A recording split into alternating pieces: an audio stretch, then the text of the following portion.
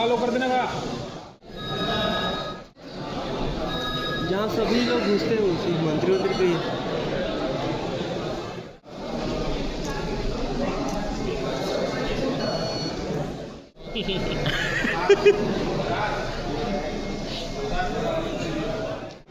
विधायक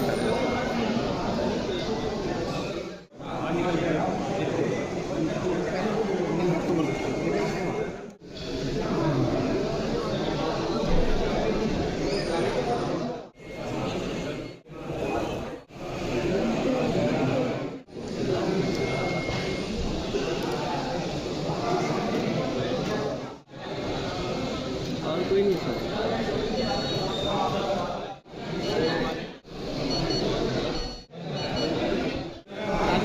मुक्त छत्तीसगढ़ के अभियान में कोई और ऑब्स्टेकल है या फिर माने कि आप बाढ़ से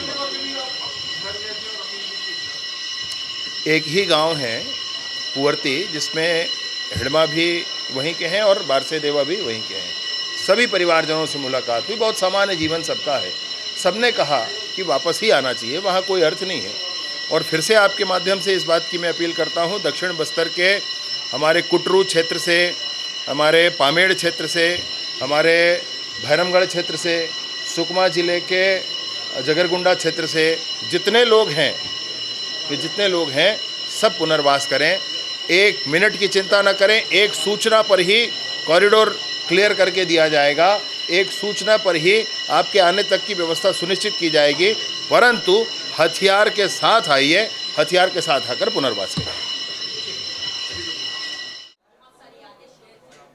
देखिए, छत्तीसगढ़ इस बिल्डिंग में जो राजीव गांधी जी के नाम से ये बिल्डिंग था और इसमें विधानसभा सत्र चला, लगभग 25 साल इसमें ये सत्र चला और ये आखिरी दिन है। और इसीलिए विधानसभा अध्यक्ष ने नेता और नेता प्रतिपक्ष से सहमति लेके ये सत्र आहूत किया। और इसमें जो छत्तीसगढ़ की यात्रा है उसके बारे में चर्चा शुरू किया माननीय अजय चंद्राकर जी ने। उसके बाद मुझे भी बोलने का अवसर मिला। तो छत्तीसगढ़ की यात्रा यदि कहें तो हम लोग देखते हैं कि दक्षिण कौशल के नाम से जाना जाता है, जिसमें कौशल्या माता यहीं की बेटी थी। और तब से लेके आप कलचुरी वंश और इसके सब देखेंगे, फिर अंग्रेज़ों का शासन आया और ये फिर सीपी बरार का हिस्सा बना। और सीपी आज़ादी के बाद फिर जब पुनर्गठन हुआ तब ये मध्य प्रदेश का हिस्सा बना। और मध्य प्रदेश जब बना तो मिंटो हॉल ने विधानसभा 320 सदस्य का हुआ करता था। और उस हाल से फिर नए इंदिरा भवन जो बना मध्य प्रदेश में भोपाल में, उसमें भी हम लोगों को बैठने को मिला, दोनों विधानसभा वहाँ के दोनों बिल्डिंग में। और उसके बाद यहाँ जसपुर हॉल में, राजकुमार कॉलेज के जसपुर हॉल में हम लोग वहाँ टेंट लगा के विधानसभा सत्र चालू किए। राजेंद्र प्रसाद शुक्ल जी अध्यक्ष थे, अजीत जोगी जी मुख्यमंत्री और नेता प्रतिपक्ष नंद कुमार साय जी। तो इनके वहाँ हम लोग मंत्रिमंडल में थे। उसके बाद इसमें आए और विकास के जो गाथाएं हैं, बहुत सारे जो छत्तीसगढ़ में जो घटनाएं घटी, सबका साक्षी ये भवन रहा है, जिसमें बहुत सारे हम लोगों ने विधेयक भी पारित किया। ऐसे विधेयक जो देश क्या विश्व में जहाँ लोकतांत्रिक व्यवस्था है कि वेल में जाने से स्वमेव सदस्य निलंबित हो जाएंगे, ये व्यवस्था भी सदन में हम लोगों ने ये परंपरा बनाई। तो बहुत सारे खट्टे मीठे अनुभव इस भवन में हैं। यहाँ नक्सलियों की चर्चा, हम लोग कोई सत्र नहीं बीता होगा रमन सिंह के राज में जिसमें नक्सलियों के बारे में प्रश्न न लगे, ध्यानाकर्षण न हो, स्थगन न हो, ऐसा कोई सत्र नहीं बीतता था।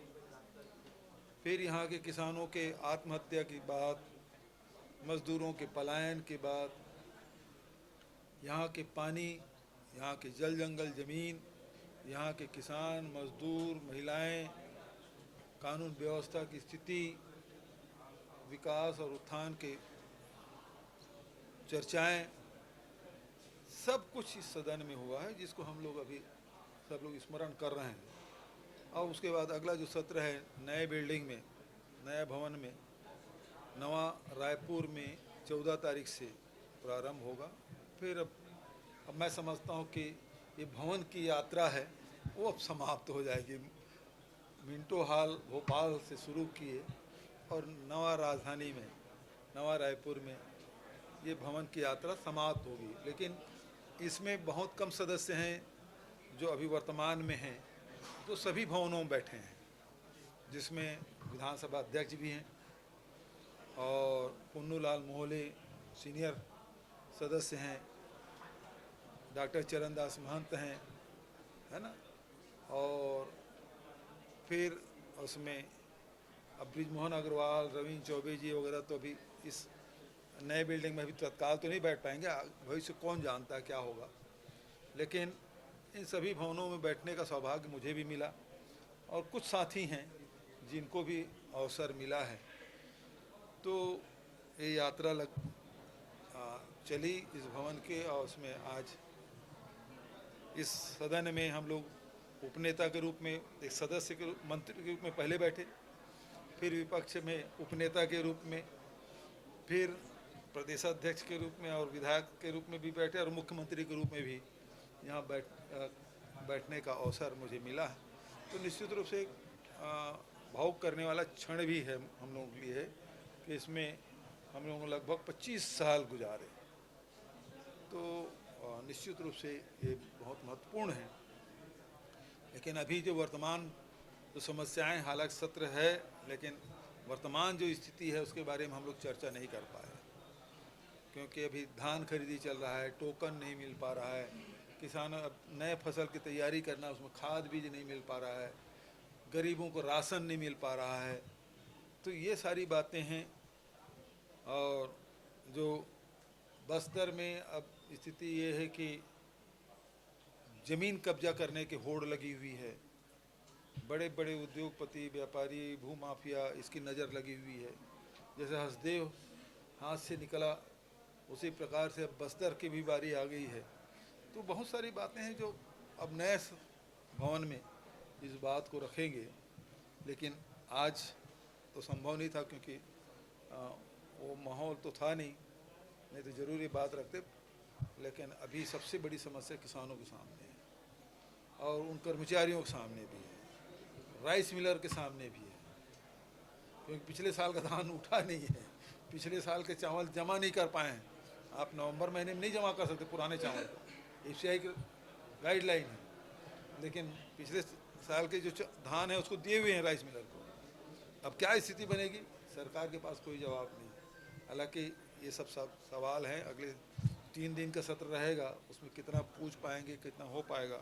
लेकिन हम लोग कोशिश करेंगे ज़्यादा से ज़्यादा सवाल, ध्यानाकर्षण, स्थगन के मामले में चर्चा करेंगे। राजनीतिक परिस्थिति आप देखेंगे दूसरे राज्यों की अपेक्षा तो फिर भी हमारे राज्य में उस प्रकार से नहीं होता। लेकिन अब बदले की जो राजनीति शुरू हुई है, टारगेट करके एक व्यक्ति को टारगेट करो और उसको प्रताड़ित करो, बदनाम करो, पार्टी को बदनाम करो, ये इस प्रकार से पहले नहीं हुआ करता था, जो अब शुरू हुआ है। मार्च 2026 तक नक्सलवाद का बताया गया है। देखिए, हिडमा का मारा जाना निश्चित रूप से नक्सलियों के कमर तोड़ने वाली बात है, बड़ी सफलता मिली है। और हिडमा एक बड़ा नेता था नक्सलियों का, और ख़ासकर स्थानीय नेता था। बचत तो नेता हैं वो सब दूसरे प्रांत के थे, लेकिन हिडमा तो यहीं का आदिवासी नेता है, तो उसकी ज़मीनी पकड़ बहुत ज़्यादा थी। और उसके निश्चित रूप से मारे जाने से सरकार को, हमारे जवानों को बड़ी सफलता मिली है, और नक्सलियों को बहुत बड़ा नुकसान हुआ है हिडमा के जाने से। मार्च 2026 तक नक्सलवाद का बताया गया है। देखिए, हिडमा का मारा जाना निश्चित रूप से नक्सलियों के कमर तोड़ने वाली बात है, बड़ी सफलता मिली है।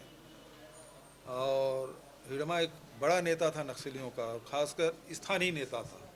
बचत तो नेता हैं वो सब दूसरे प्रांत के थे, लेकिन हिडमा तो यहीं का आदिवासी नेता है, तो उसकी ज़मीनी पकड़ बहुत ज़्यादा थी। और उसके निश्चित रूप से मारे जाने से सरकार को हमारे जवानों को बड़ी सफलता मिली है और नक्सलियों को बहुत बड़ा नुकसान हुआ है हिड़मा के जाने से। सवाल इस बात का है कि नक्सलवाद समाप्त, आपने क्या कहा था कि जिस गांव में नक्सल मुक्त होगा 1 करोड़ रुपया देंगे, दिया क्या आपने? हमारी जो नीति थी कि आदिवासियों को ज़मीन देना, उसको अपने पैरों पे खड़ा करना, रोज़गार देना, उसके शिक्षा, उसके स्वास्थ्य, उसके आवागमन की व्यवस्था, उसके व्यापार व्यवसाय की व्यवस्था करना, ये सब, और उसके जो परंपराएं हैं उसको संबल प्रदान करना, ये सारी बातें थी। अब कुछ भी नहीं है। आप केवल नक्सली कमज़ोर हो गए हमारे शासनकाल में। मैंने तो कहा ना विधानसभा में, आप 5 साल में एक प्रश्न तक नहीं पूछ पाए। विपक्ष के लोग भले किसी मामले में हल्ला करते रहे, लेकिन 5 साल आप देखेंगे, नहीं तो 5 साल पहले होता यह था कि जितने पत्रकार थे उसका बैग बना रहता था रायपुर के पत्रकारों। कब घटना हो और तत्काल उसको नक्सली मोर्चे पे कवर करने जाना है, पत्रकारों के साथ ये होता था। पहला क्वेश्चन पत्रकार यही करते थे नक्सली का, पहला क्वेश्चन ध्यान आकर्षण स्थगन विधानसभा में नक्सली का होता था। लेकिन 5 साल में नहीं हुआ, क्योंकि हमने जो नीति बनाई उसको क्रियान्वित किया और उसका लाभ पूरे बस्तर को हुआ। अब चूँकि अब कमज़ोर हो गए हैं तो मारने का काम कर रहे हैं, लेकिन सवाल इस बात का है कि आदिवासियों को मजबूत करने का काम कहाँ हो रहा है? वहाँ तो अब वहाँ की ज़मीन पे नक्सली, आदिवासियों की ज़मीन पे उद्योगपति की निगाह है। ठीक है, थैंक यू। कार्रवाई नहीं। भूपेश बघेल जी कह रहे थे कि ये रिकॉर्ड भी उन्हीं के मुख्यमंत्री काल में बना। 5 साल में विपक्ष एक भी ध्यानाकर्षण या फिर कोई प्रस्ताव नक्सल मुद्दे पर लेकर के नहीं आ पाए, ये हमारी सफलता नक्सल मोर्चे की। क्या कहेंगे सर इसमें? देखिए, ये इस बात से सफलता नहीं आका जाता यदि आपके बारे में कोई पूछा नहीं। इसका मतलब ऐसे नहीं है कि आप कुछ भी कपड़े पहनेंगे, आप अच्छे कपड़े पहने हैं ये बताइए, और ये आपकी सफलता नहीं हो सकती है कि आपसे अगर कोई प्रश्न नहीं पूछा, इसका मतलब आपके समय में नक्सलवाद जो है ख़त्म हो गया। सबसे ज़्यादा नक्सलवाद की जो घटनाएं हैं, नक्सलवाद की कार्रवाइयाँ हैं, वो दोनों जो है एक दूसरे का अपोजिट रहा है। घटना ज़्यादा हुआ, कार्रवाई पिछली सरकार में शून्य रहा, और जब शून्य था तो उनके पास बताने को कुछ है नहीं। आज हमारी सरकार शुरू से ही माननीय मुख्यमंत्री जी के नेतृत्व में, माननीय केंद्रीय गृह मंत्री जी और माननीय हमारे गृह मंत्री डिप्टी सीएम विजय शर्मा जी के नेतृत्व में नक्सलवाद को समाप्त कर रहे हैं। छत्तीसगढ़ के विशेष रूप से बस्तर क्षेत्र का जो विकास है, वहाँ के लोग आज़ादी के बाद भी इतने वर्षों तक विकास से कोसों दूर हैं, उपेक्षित हैं, और जब जब हमारी सरकार आई तब तक उनको विकास की मुख्य धारा से जोड़ने का काम किया गया। जो नक्सलियों का प्रमुख जो हिडमा है, उसको हमारे सरकार के द्वारा, हमारे माननीय गृह मंत्री जी के द्वारा बार बार समर्पण करने के लिए उनको कहा गया, उनको समय दिया गया। इसके बावजूद भी अगर उन्होंने ऐसा नहीं किया तो निश्चित रूप से मुठभेड़ में जिस प्रकार से सैकड़ों जो नक्सली मारे गए हैं, और जो भी छत्तीसगढ़ राज्य के विकास में बाधक उत्पन्न होगा, कोई भी लोकतंत्र में हथियार के दम पे पैरेलल स्ट्रक्चर तैयार करना चाहेगा, उसके साथ सख्ती से हमारी सरकार पेश होगी और पेश हो रही है। और वैसे भी 31 मार्च 2026 माननीय केंद्रीय गृह मंत्री श्रीमान अमित शाह जी ने एक डेडलाइन दिया है, और उस 31 मार्च 2026 तक छत्तीसगढ़ नक्सल मुक्त छत्तीसगढ़ होगा। देखिए, छत्तीसगढ़ की जो विधानसभा की विकास गाथा है वो 25 सालों का स्वर्णिम रहा है। इनमें अधिकांश समय डॉक्टर रमन सिंह जी के नेतृत्व में 15 सालों में छत्तीसगढ़ का चहुमुखी विकास हुआ है। लेकिन जब हम छत्तीसगढ़ की ऐतिहासिक और सांस्कृतिक धरोहर की बात करेंगे, छत्तीसगढ़ के अस्तित्व की बात करेंगे, तो छत्तीसगढ़ का इतिहास आज से 1000 साल पुराना का है। ये छत्तीसगढ़ अधिकृत रूप से देश के हमारे यशस्वी प्रधानमंत्री रहे श्रद्धेय अटल बिहारी वाजपेयी ने 1 नवंबर 2000 को बनाया।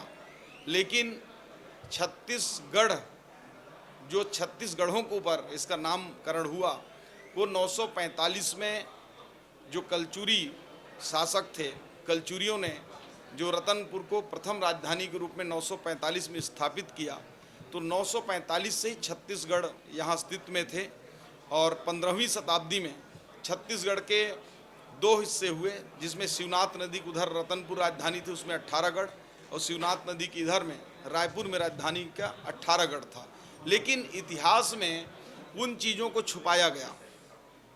और इतिहास की मैं बात करूं तो हम इतिहास में अभी तक पढ़ते आए हैं, अकबर द ग्रेट, टीपू सुल्तान, सिकंदर महान। ये कैसे महान हो सकते हैं? अकबर कैसे ग्रेट हो सकता है? मुगल लुटेरा के उनके वंशजों का है। टीपू सुल्तान ग्रेट कैसे हो सकते हैं? ये सब मुगलों के वंशज हैं। सिकंदर को महान बोलते हैं उसको, तो पोरुस ने झेलम नदी के किनारे खदेड़ कर भगाया था हमारे हिंदुस्तान के जो सम्राट पोरुस थे उन्होंने। तो इस प्रकार से इतिहास में तोड़ मरोड़ कर बताया गया है। ये कभी नहीं बताया गया कि हमारे महान थे विक्रमादित्य जी, हमारे महान थे चंद्रगुप्त मौर्य जी, वीर शिवाजी, महाराणा प्रताप जी, पृथ्वीराज चौहान जी, रानी अहिल्याबाई होलकर जी।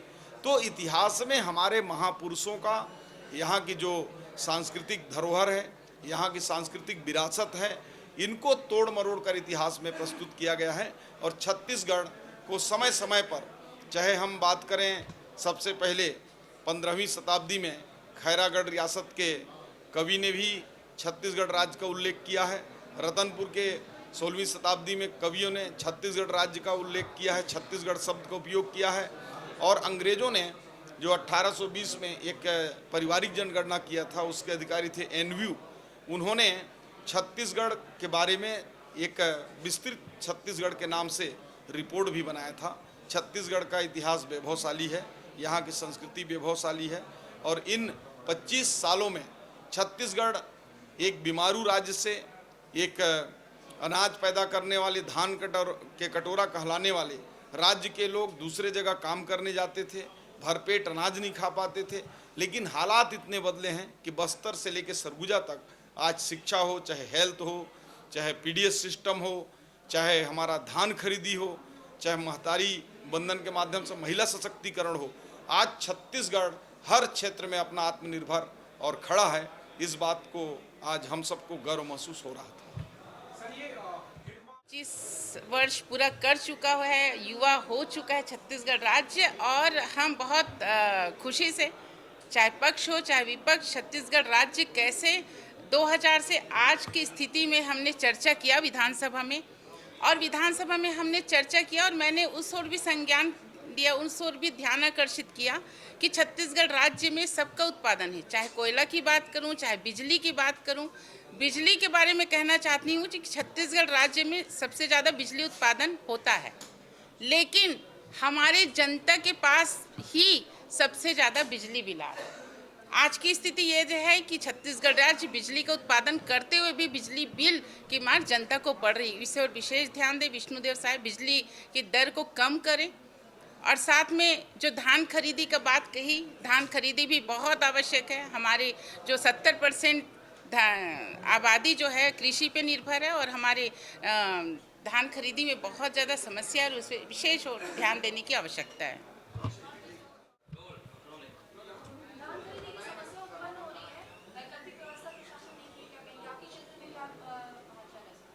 देखिए, धान खरीदी शुरू होना था 15 तारीख को, और जब 15 तारीख को मैं दौरे पे गई तो वहाँ पे कहीं भी धान खरीदी कार्य नहीं हो रहा था। मतलब मेरे यहाँ अगर बालोद जिला की बात करूँ तो 142 सोसाइटी, उसमें सिर्फ और सिर्फ 52 में धान खरीदी का कार्य हो रहा था। वहाँ भी अस्त व्यस्त था, क्योंकि वहाँ पे कोई कहीं पे ऑपरेटर हैं, कहीं पे नहीं हैं, और जब ऑपरेटर हैं भी तो कंप्यूटर में सर्वर नहीं है।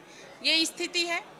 किसान बहुत परेशान हैं, क्योंकि उनको धान बेचना है, क्योंकि इस समय हमेशा माननीय भूपेश बघेल जी की सरकार में 1 नवंबर से धान खरीदी शुरू हो जाता था, और इस बार 15 नवंबर से धान खरीदी, और 15 नवंबर से धान खरीदी के होने के बावजूद अभी तक, अगर मैं कल की भी बात करूं तो कल 4 बजे तक सर्वर नहीं था।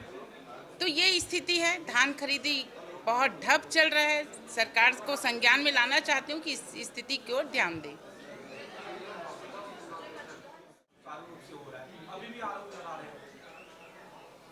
देखिए 25 लाख से ऊपर किसानों का जब हम धान खरीदी करते हैं तो कहीं न कहीं कुछ न कुछ कमियां तो रह ही जाती हैं। एक कमियों का जब जैसी जानकारी में आता है उसका निराकरण किया जाता है। कोई भी समस्या कोई ऐसा नहीं है कि असाध्य है, साध्य है, उसका निराकरण भी किया जाएगा। अगर कोई शिकायतें हैं तो शिकायतों का निराकरण करने के लिए पूरा प्रशासनिक अमला बैठा हुआ है, हम उसे दूर करेंगे।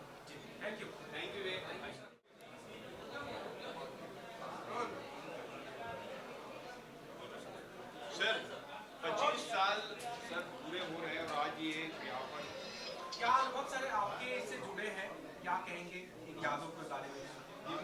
देखिए निश्चित ही हमारे छत्तीसगढ़ स्थापना का और स्थापना के बाद इस हमारे पुराने विधानसभा भवन का ये 25 वर्ष पूरे होने के उपलक्ष्य में माननीय हमारे विधानसभा अध्यक्ष जी ने आज हम सबको एक बेहतर अवसर दिया है कि अपने संस्मरण को हम लोग रख सके, सुना सके। तो ये बात सही है कि 25 वर्ष में छत्तीसगढ़ ने हर क्षेत्र में एक लंबी छलांग लगाया है। हर सेक्टर में हमारा प्रगति हुआ है। रोड कनेक्टिविटी से लेकर के एयर कनेक्टिविटी, रेलवे कनेक्टिविटी और यहाँ तक कि अगर शैक्षणिक क्षेत्र की अगर हम बात करें तो शिक्षा जगत में भी जहाँ एक यूनिवर्सिटी हुआ करता था आज न जाने कितने यूनिवर्सिटी बन गए हैं। इसी प्रकार से अगर एग्रीकल्चर की बात करें तो एक एग्रीकल्चर यूनिवर्सिटी हुआ करता था, आज जो है कई यूनिवर्सिटी, उद्यानिकी कला यूनिवर्सिटी हो गया, एग्रीकल्चर का हमारी यूनिवर्सिटी के साथ साथ और अन्य भी हॉर्टिकल्चर का, और एजुकेशन के लिए हम सेंट्रल यूनिवर्सिटी हो गया, अन्य कई यूनिवर्सिटियां हो गई। तो ऐसे हम देख सकते हैं कि हर क्षेत्र में बहुत ही बेहतर तरीके से विकास हुआ है। हम यदि सिंचाई की बात करें तो सिंचाई के क्षेत्र में भी हमने काफ़ी प्रगति किया है। कृषि का उत्पादकता में भी काफ़ी वृद्धि हुई है। और एक ज़माना ऐसा था कि धान का जो रकबा होता था बहुत कम था और आज बढ़ कर के आज किसानों की संख्या आज लगभग 40 लाख के लगभग उनकी संख्या हो गया है। और किसान सम्मान निधि कहीं दिया नहीं जाता था, आज किसान सम्मान निधि करीब 25 लाख से ऊपर किसानों के खाते में वो राशि जा रहा है। हम ये कह सकते हैं कि इन 25 सालों में हम लोगों ने बहुत कुछ किया है और बहुत कुछ अभी करना है। मैं समझता हूँ कि जिस सादगी के साथ हमारी शुरुआत हुई थी और उस सादगी के साथ और एक तरह से जब छत्तीसगढ़ में हम लोग जब आए स्थापना के वर्षों में तो बहुत अभाव का वर्ष था। उस अभाव के वर्ष से अब हमारी स्थिति छत्तीसगढ़ की एक बेहतर स्थिति में हुआ है कि हम अब छोटे एक विधानसभा भवन से अब बड़े विधानसभा भवन की ओर हम वहाँ जा रहे हैं। स्वाभाविक है वहाँ जा कर के एक बड़े से बड़े हमारे सामने जो भी चुनौतियाँ हैं उन चुनौतियों का सामना हमारे तमाम सारे जनप्रतिनिधि उन सब के सहयोग से हम लोग उसे पूरा करेंगे और छत्तीसगढ़ को हम बेहतर और विकसित छत्तीसगढ़ हम बना सकने में हम कामयाब होंगे। यही मैं समझता हूँ कि आज के इस अवसर पर मुझे बोलना। क्या आपको लगता है कि कुछ गड़बड़ी है? देखिए, छत्तीसगढ़ राज्य बनने के बाद धान खरीदी का जो मॉडल था वो मॉडल आज किसानों का प्रदेश कहलाने वाला ये प्रदेश, जहाँ पर 1,49,000 लाख मैट्रिक टन धान की खरीदी हो रही है, पर सरकार का कोई सिस्टम काम नहीं कर रहा है। अभी भी जो सोसाइटीज़ हैं वहाँ के लोग हड़ताल पर बैठे हुए हैं, सरकार उनसे बातचीत करने को तैयार नहीं है। धान खरीदी में नए लोगों को लगाया दिया, उनको मालूम नहीं कि टोकन कैसे बांटना है, धान का तौल कैसे करना है, तौल के बाद उसका स्टॉक कैसे करना है। तो अभी आने वाले समय में जो अभी 2 दिन ही हुआ है, 15 तारीख से ही धान की खरीदी शुरू हुई है, पर इतनी स्लो गति से चल रही है कि किसान वहाँ जाए कि नहीं जाए। और अभी तो धान की कटाई कई खेतों पर बची हुई है। आने वाले समय में स्थितियाँ भयानक होगी। सरकार को समितियों से बात करनी चाहिए और समितियों की मांग पूरी की जानी चाहिए। राज्य के गठन के बाद 2001 से 2003 तक कांग्रेस का शासन था और 2003 से 2018 तक भारतीय जनता पार्टी का शासन था। तब सबसे ज़्यादा नक्सलवाद पनपा था। और जब 2018 से 2023 तक भूपेश बघेल जी की सरकार थी, तब इसी सदन में, इसी विधानसभा में एक भी बार स्थगन या नक्सलियों को लेकर कोई प्रश्न नहीं पूछा गया। उसका कारण था कि नक्सली समस्या धीरे धीरे बस्तर से गायब हो रही थी। आज हिडमा की मौत, हम लोगों ने तो अपने सब शीर्ष नेताओं को खोया है, इसलिए नक्सलियों के प्रति हमारा कोई प्रेम नहीं है। और आज जो हिडमा की मौत हुई, उसमें आदरणीय भूपेश बघेल जी ने भी बयान दिया कि एक बड़े नेता की मौत हुई। इसके हमारे सैनिक बल को इसका, पर तोखन साहू जी को पता नहीं क्या हो गया है कि इनको हर बात पर केवल कांग्रेसी नज़र आते हैं। हम तो उसकी सरकार की और सरकार के जो हमारे सैनिक बल है उनकी तारीफ़ करेंगे कि नक्सलवाद को ख़त्म कर रहे हैं, क्योंकि नक्सलवाद का सबसे ज़्यादा दंश कांग्रेस ने झेला है। बड़े बड़े नेता आदरणीय स्वर्गीय नंद कुमार पटेल, महेंद्र कर्मा, विद्याचरण शुक्ल जैसे लोगों को हमने खोया है, इसलिए उसका दंश हम जानते हैं। छत्तीसगढ़ के इस पवित्र सदन के 25 वर्ष पूरे हुए हैं और साथ ही में हम नए विधानसभा भवन में प्रवेश कर रहे हैं। ऐसे में अपने मन की बात कुछ इन पंक्तियों के द्वारा मैंने रखी है कि 25 बरस की यात्रा, छत्तीसगढ़ का गौरव गान, पुराना सदन एक मंदिर है, लोकतंत्र का महान। यही लिए थे फैसले, यहीं उठी थी आवाज़ें, यहीं गढ़ा भविष्य, ये सुशासन की बातें। धरसीवां क्षेत्र की मिट्टी में है ये आंगन, हर पत्थर में गढ़ता है छत्तीसगढ़ का जीवन। आज यह सदन इन सीमाओं से बाहर जाएगा, आज यह सदन इन सीमाओं से बाहर जाएगा, पर मेरे दिल से नहीं, मेरी स्मृतियों से नहीं। नया सदन नए सपनों का दीप जलाएगा, तकनीक का, आधुनिकता का पुष्प सजाएगा। पुराना घर भले छूट जाए, पर उसकी दीवारों की हर सांस सदा हम में समाए। 25 साल की इस यात्रा में हमने संघर्षों का ताप भी झेला और उम्मीदों का प्रकाश भी। पुराना सदन रहा है हमारी लोकतांत्रिक परंपरा का विश्वास भी।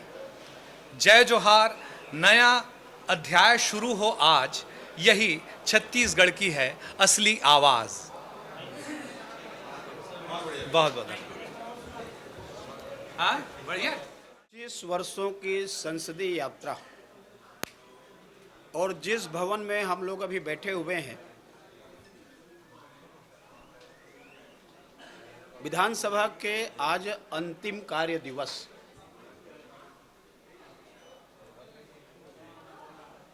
पच्चीस वर्षों में संसदीय यात्रा में आपकी भूमिका, इसके लिए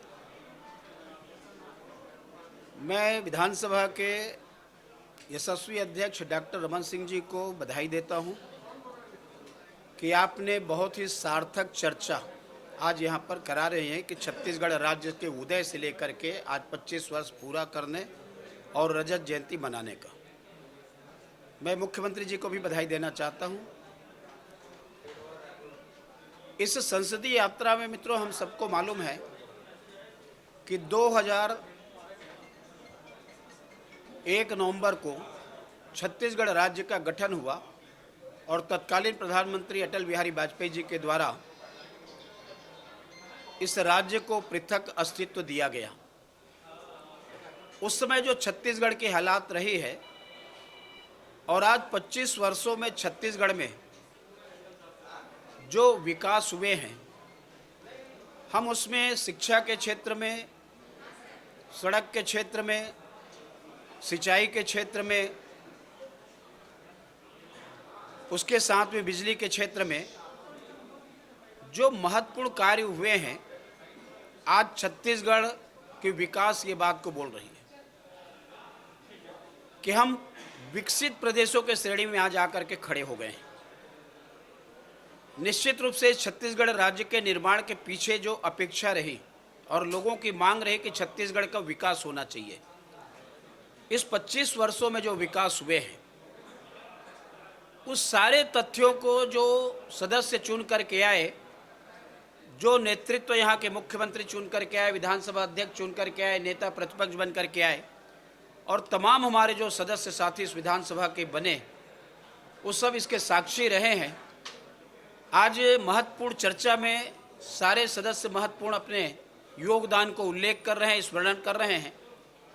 मैं इसके लिए सभी को बधाई देता हूं कि एक ऐतिहासिक दस्तावेज बनेगा कि 25 साल यहाँ पर हम सब बिताए हैं और इसके बाद में हमारा जो नया विधानसभा नवा रायपुर में जो बने हैं, उस विधानसभा में हमारी आगामी सत्र जो प्रारंभ होगा और आगे की विकास यात्रा उस विधानसभा के माध्यम से हमारी खींची जाएगी। आज की इस 25 साल के ऐतिहासिक पल के हम सब साक्षी बने हैं। मैं निश्चित रूप से विधानसभा अध्यक्ष जी को, मुख्यमंत्री जी को, नेता प्रतिपक्ष को, उनको बहुत बहुत धन्यवाद देते हुए मैं अपनी बात समाप्त करता हूँ।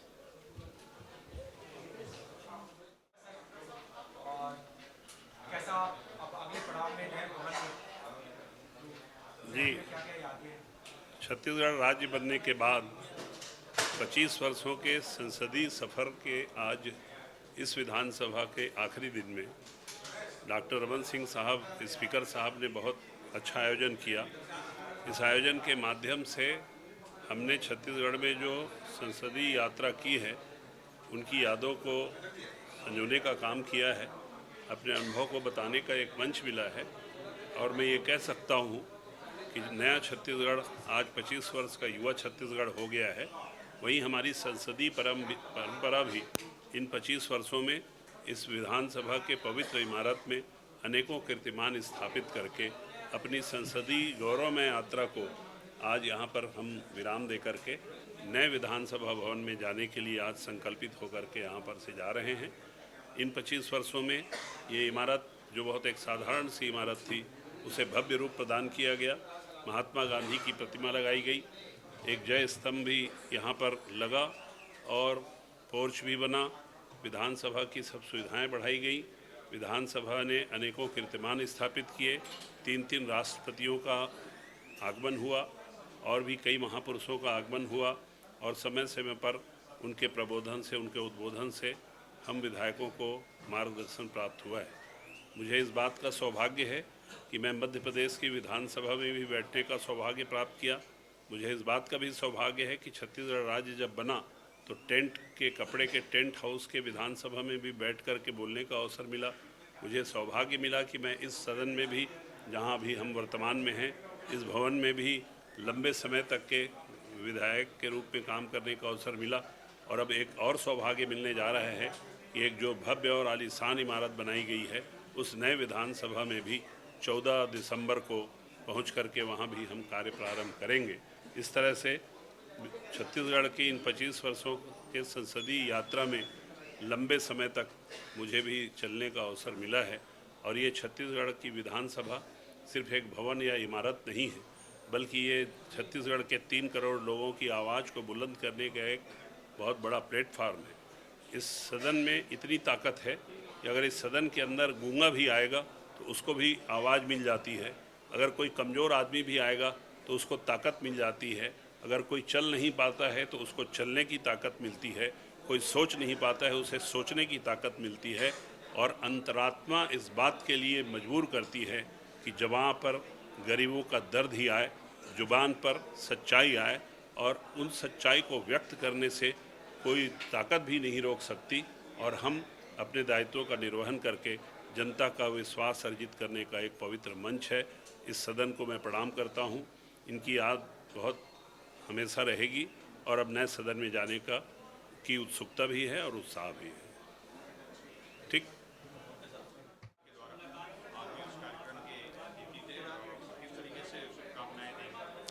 मैं नाबार्ड की पूरी टीम को अपनी ओर से हार्दिक बधाई देता हूं, शुभकामना देता हूं, जो लगातार, क्योंकि ये वर्ष अंतर्राष्ट्रीय सहकारिता वर्ष है और उसके माध्यम से इसका आयोजन किया गया और सहकारिता के क्षेत्र में एक बड़ी धुरी नाबार्ड है और नाबार्ड के माध्यम से बहुत सारे कार्यक्रम को हम सहकारिता के क्षेत्र में क्रियान्वित करते हैं। आज सरकार के माध्यम से हम किसानों का धान से लेकर के दूध उत्पादन से लेकर के ऐसी जितनी भी कोऑपरेटिव सोसाइटीज़ हैं उनका हम कैसे उनको तैयार कर सके, आर्थिक दृष्टि से कैसे मजबूत कर सके, इसमें नाबार्ड का विशेष तौर पर योगदान होता है। और मैं बधाई देता हूँ। आने वाले समय में हमारे यहाँ पर कभी 2058 हमारे जो पैक्स है अब वो बढ़ कर के और भी 500 से ऊपर हमारे नए पैक्स का निर्माण हो रहा है और भी हमारी जिम्मेदारी बढ़ी है। हमारे प्रत्येक पंचायत पे हमारे सहकारिता के सदस्य हों, ऐसी हमारे पहली प्राथमिकता में है। क्या इम्पैक्ट पड़ेगा जो नक्सलवाद मूवमेंट? नहीं, हिड़मा के पहले भी बसवराजू और अनेकों ऐसे बड़े नेता को हमारी फोर्स ने न्यूट्रलाइज किया, भारतीय जनता पार्टी की सरकार ने न्यूट्रलाइज किया। और निश्चित तौर से हमने तो पहले ही कहा था कि वो मुख्य धारा में आए, लेकिन दुर्भाग्य कि वो आए नहीं। लेकिन यदि इसी तरीके से आतंक होगा तो आतंक का कोई साथी नहीं है, इसलिए सबको लोकतंत्र पे विश्वास करना चाहिए और लोकतंत्र के साथ में खड़ा रहना चाहिए। 15 नवंबर को देश के यशस्वी प्रधानमंत्री माननीय नरेंद्र मोदी जी ने जो जनजाति गौरव दिवस का जो सौगात हमको दी है, भगवान बिरसा मुंडा जी के जन्म जयंती के अवसर पर पूरे देश पर हमारे जनजातीय समुदाय के बंधु इस जनजाति गौरव दिवस को मना रहे हैं। और इस वर्ष इसलिए खास है क्योंकि भगवान बिरसा मुंडा जी के 150वीं जयंती है और ऐसे अवसर पर लगातार महीने भर ये कार्यक्रम चलेगा और महान हमारे जो स्वतंत्रता संग्राम सेनानी हैं, महान विभूतियाँ हैं, उनको याद किया जा रहा है। और लगातार हमारे उन देशभक्तों ने जिन्होंने अपने समाज के लिए, इस ज़मीन के लिए, अपनी संस्कृति के लिए, इस देश के लिए अपना सब कुछ न्यौछावर किया, उनको याद किया जा रहा है। ये हर्ष का विषय है। वहीं दूसरी ओर हमारे कांग्रेस पार्टी जिस तरीके से आदिवासियों को अपमान कर रही है और आज पूरे देश से कांग्रेस पार्टी ने आदिवासियों को नेतृत्वहीन कर दिया। उनकी मंशा है कि वो आदिवासियों को आगे बढ़ने देना नहीं चाहते। इसी के कारण से आज उनके पास में कोई आदिवासी नेतृत्व नहीं है। वहीं दूसरी ओर सामाजिक क्षेत्र में हो, चाहे राजनीतिक क्षेत्र में हो, सांस्कृतिक क्षेत्र में हो, हर क्षेत्र में भारतीय जनता पार्टी ने जनजाति समुदाय को विशेष तौर पे तवज्जो दिया। आज देश के संविधान के सर्वोच्च पद पर हमारे राष्ट्रपति द्रौपदी मुर्मू जी उसको सुशोभित कर रही हैं और हम सबके लिए हर्ष का विषय है कि 20 नवंबर को छत्तीसगढ़ की पावन धरा पे अंबिकापुर पे उनका आगमन हो रहा है इसी जनजाति गौरव दिवस के उपलक्ष्य में, जो 19 और 20 तारीख को आयोजित हो रहा है। तो कहीं ना कहीं से पार्टी आज हमारे जनजातीय समुदाय के लिए अनेकों कार्य कर रही है, चाहे वो आदिग्राम योजना हो, चाहे वो PM जनमन योजना हो, चाहे हमारे उज्ज्वला योजना हो, हमारे जो आयुष्मान भारत योजना हो, अनेक योजना के माध्यम से हमारे लोगों को लाभ देने का काम हमारी सरकार, हमारी पार्टी ने किया है। एक और जहां पर हमारे मुख्यमंत्री श्री विष्णुदेव साय जी लगातार आदिवासियों के हितों की रक्षा कर रहे हैं, जहां पर वो गुंडाधुर के परिवार के साथ में जनजाति गौरव दिवस के ऊपर के समय में उनके साथ में उनके साथ में मंच साझा करते हैं। वहीं दूसरी ओर देश के यशस्वी प्रधानमंत्री माननीय नरेंद्र मोदी जी भी भगवान बिरसा मुंडा जी के परिवार के साथ में उनका सम्मान करते हैं। तो कहीं ना कहीं से इस बात को साबित करता है कि जनजाति समुदाय भारतीय जनता पार्टी के लिए सर्वोच्च है और भारतीय जनता पार्टी जनजाति समाज के आर्थिक, सामाजिक और सांस्कृतिक और हमारे जो शैक्षणिक है उन सब का समुचित विकास हो, उसके लिए कार्य योजना बना करके काम कर रही है। सुकमा के इर्रापुर और जो आंध्रा के अल्लूरी सीताराम जो जिला है वहाँ पर हिडमा और उसकी पत्नी राजे की मारे जाने की खबर सामने आई है। उसके साथ 6 लोगों को मारे जाने की खबर आई है। ये बहुत ही हर्ष का विषय है कि हमारे पुलिस के और जो फोर्स है वो लगातार अपने उद्देश्य की दिशा से आगे बढ़ रहा है और 31 मार्च 2026 तक पूरा छत्तीसगढ़, पूरा देश नक्सलवाद से मुक्ति की ओर उसका जो संकल्प है उस संकल्प को पूरा करता हुआ। कुछ और तो नहीं गौरव।